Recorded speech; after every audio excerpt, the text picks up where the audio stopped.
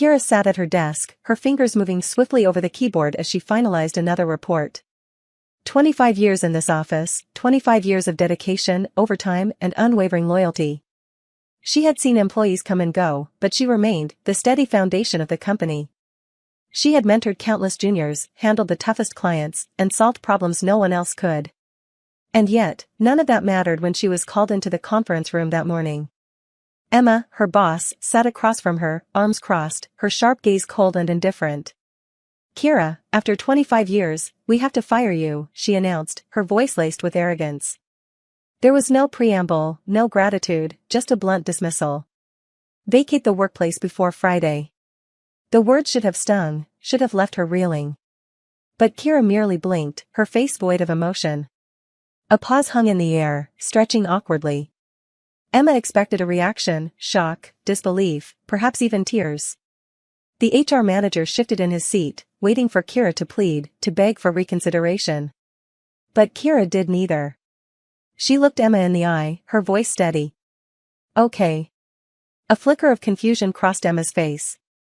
The response was too simple, too calm. "That's it?" Emma scoffed, her brow raising. She had expected resistance, maybe even rage, but this unsettled her. Kira rose from her chair, collected her pen, and slid her notepad into her bag. She didn't look defeated. If anything, she looked indifferent. It was as if she had already known this day would come. Her silence was deafening. The room, once charged with authority, now felt oddly powerless. Emma shifted uncomfortably, clearing her throat. "Well, then. HR will process your paperwork. Make sure everything is wrapped up before you leave." Kira nodded once and turned, exiting the room without another word. As she walked back to her desk, she could feel the eyes of her coworkers on her. Some glanced at her with pity, others with curiosity. But no one spoke. They were waiting for her to break. But Kira wasn't broken. If anything, she felt lighter. Because she knew something they didn't, this company had relied on her more than they realized. And soon enough, they would feel the weight of her absence in ways they never expected. Kira sat at her desk, staring at the cardboard box she had just placed on the table. The same desk she had spent over 2 decades at, the same chair she had sat in through countless late nights, trying to meet deadlines others had abandoned. With a deep breath, she started packing, her neatly stacked files, the framed picture of her parents who had once been so proud of her career, the small potted plant she had nurtured for years. Each item she placed into the box carried a memory, a piece of her dedication that had been so easily discarded. As she picked up an old employee appreciation plaque, she scoffed at the irony. "For outstanding dedication and service," it read. Yet today, her service had meant nothing. She had trained employees who had risen above her, watched fresh graduates she had mentored become managers while she remained in the same position. Promotions had always gone to someone else, but she had told herself it was fine, hard work was its own reward. But standing here now, realizing she had given more than 2 decades of her life to a company that hadn't hesitated to throw her out, the sting of betrayal settled deep. A hush had fallen over the office. People stole glances at her from their desks, whispering among themselves. Some looked sympathetic, others uncomfortable. No one spoke. No one protested. Even though she had helped, the ones who had leaned on her for guidance remained silent. She could see the guilt in their eyes, the fear that if they said the wrong thing, they might be next. Kira's fingers tightened around the edge of the box. She could break down now, let the weight of it all crush her. But she refused. Instead, she straightened her back and exhaled slowly, channeling her emotions into a quiet, burning determination. If they thought she would crumble, they were wrong. If they believed she had nowhere else to go, they were mistaken. She picked up her box, stepping away from the desk that had been her second home for 25 years. The chair creaked as it rolled back slightly, empty now, abandoned just as she had been. With steady steps, she walked toward the exit, leaving behind not just a job, but the years of silent sacrifices that had gone unnoticed. They had cast her aside, but soon, they would realize their mistake in ways they never imagined. Kira sat in her small apartment, the cardboard box from her office still unopened in the corner. The past few days had been a whirlwind of emotions, but self-pity had no place in her mind. She had given 25 years to that company, and what had it given her in return? A cold farewell and silence from those she had supported. But she wasn't broken. If anything, she was more determined than ever. She picked up her phone, scrolling through old contacts, clients she had worked with, employees she had mentored. She hesitated for a moment, then made the first call. "Hi, Daniel. It's Kira." There was surprise on the other end, followed by a frustrated sigh. "Kira, you won't believe what a mess things have been since you left. Everything's late, no one has answers, and Emma is impossible to deal with." A small smile played on Kira's lips. She had expected this. She asked a few more questions, listened carefully, then moved on to the next call.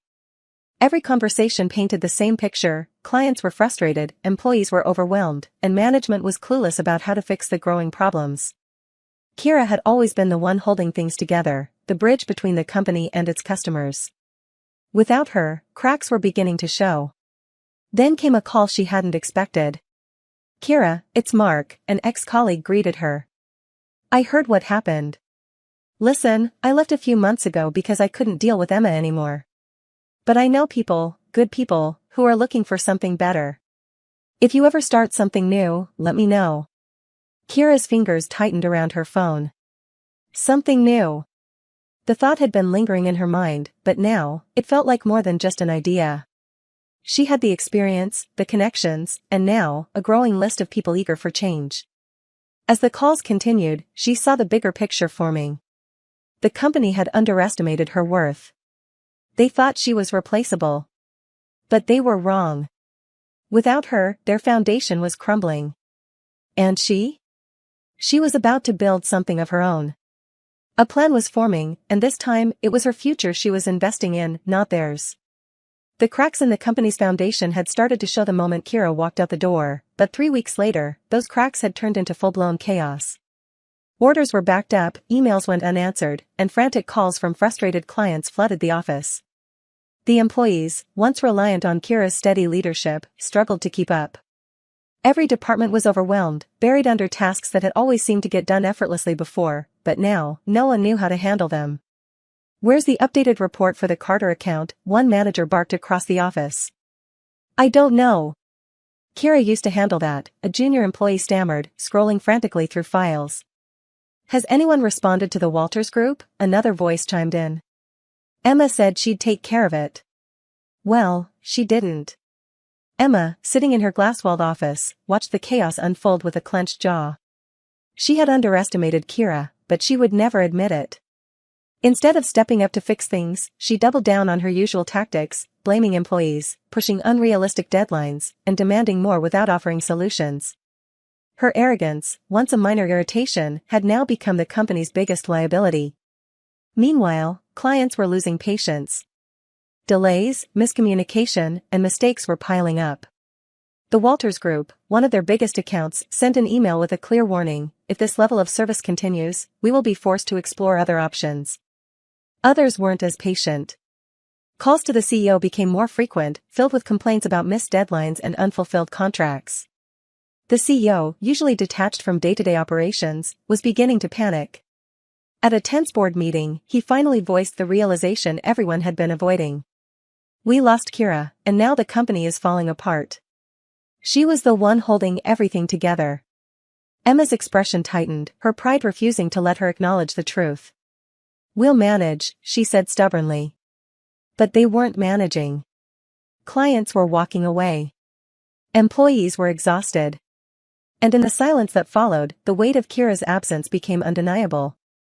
What they didn't know was that Kira wasn't just sitting idly by, she was already laying the groundwork for something new. And soon, they would see just how much they had lost. 2 months after being cast aside, Kira was no longer an ex-employee, she was a business owner. Her new company had launched quietly but grew rapidly, fueled by the same clients who had once relied on her at her old job. They had seen firsthand how efficient she was, how she handled problems before they even arose. Now, they were more than happy to move their accounts to someone who truly understood their needs. Former colleagues, frustrated by the toxic environment under Emma's rule, had eagerly joined her. These were talented professionals who had been undervalued for years, and now, under Kira's leadership, they thrived. Their small but dedicated team worked with precision, delivering results faster and better than the crumbling company they had left behind. Word spread quickly. Companies looking for reliable service knew exactly where to turn. Kira's name, once just a whisper in corporate hallways, was now a respected brand. She hadn't just moved on, she had built something better. Meanwhile, at her old workplace, things were spiraling out of control. The loss of clients hit hard, bleeding the company of its biggest revenue streams. The remaining employees were drowning under impossible workloads, and the tension in the office was unbearable. Every day, another resignation letter landed on Emma's desk. Emma, who had once dismissed Kira without a second thought, now sat in crisis meetings, scrambling for solutions. "We need to win back our clients," she snapped at her team. "Offer them discounts, incentives, whatever it takes." But the clients weren't interested. "We're happy with Kira's services," one major account responded bluntly. "She understands our needs better than you ever did." Emma clenched her jaw, her nails digging into the table. She had expected Kira to disappear into irrelevance, not rise as a competitor. But now, she was forced to face the bitter truth: she had fired the one person keeping the company afloat. And now, that person was the reason it was sinking. Kira, on the other hand, was too busy expanding her business to even spare a glance at her former employer. She didn't need revenge, her success was proof enough that she had one. But soon, Emma would give her a reason to look back, one final, desperate attempt to fix the mess she had created. 3 months after Kira's unceremonious firing, the company that once dismissed her was barely holding itself together. Desks were empty as employees continued to resign, major contracts had been lost, and the financial strain was undeniable. Clients had spoken with their wallets, taking their business to Kira's growing firm, which now flourished under her leadership. Emma, once confident in her authority, now sat in a nearly deserted office, staring at spreadsheets that painted a grim picture. Revenue had plummeted, and every strategy she tried had failed. She had mocked Kira's importance, yet here she was, scrambling to fix the disaster her own arrogance had created. There was only one option left, as humiliating as it was, she had to bring Kira back. With forced humility, Emma dialed Kira's number. The phone rang once before Kira answered, her voice steady and composed. "Kira," Emma began, forcing a polite tone, "I think we may have made a mistake. Things have been difficult without you, and we'd love to have you back." Kira didn't answer right away, letting the silence stretch just long enough to make Emma uncomfortable. Finally, she said, "You fired me without hesitation, Emma. What's changed?" Emma exhaled sharply. "We're willing to offer you a much higher salary, full benefits, and a leadership position. You'll have more authority this time." Kira let out a soft laugh, one that wasn't amused but satisfied. "You think this is about money?" she asked. "Emma, I built something better. I don't need your offer." Emma's patience was thinning. "Kira, be reasonable. You are a good employee, and we need you." Kira's voice remained calm, but her words cut deep. "I already vacated my workplace. Now, you should vacate yours." The finality in her tone made Emma's stomach drop. There was nothing left to say. As the call ended, Emma slumped in her chair, staring at the screen as if willing a different outcome. But there was none. Kira had moved on, leaving Emma to watch as everything she had controlled slipped through her fingers. And as Kira stepped into her own bustling office, greeted by a team that valued her, she knew this was the real victory. Not revenge, but success that spoke for itself. The final blow came swiftly. Kira had spent months building her company, strengthening relationships, and proving her worth to clients who once belonged to her old employer. Now, she had the opportunity to secure the biggest deal of them all, the contract that had once been the backbone of her former company's success. The deal had been on shaky ground ever since Kira left. The client, a multi-million-dollar corporation, had grown frustrated with the declining service at Emma's company. Delays, mismanagement, and lack of leadership had made them question their loyalty. When Kira presented her proposal, they didn't hesitate. "We've worked with you for years," the CEO of the corporation told her. "You've always delivered results. We trust you." The contract was signed.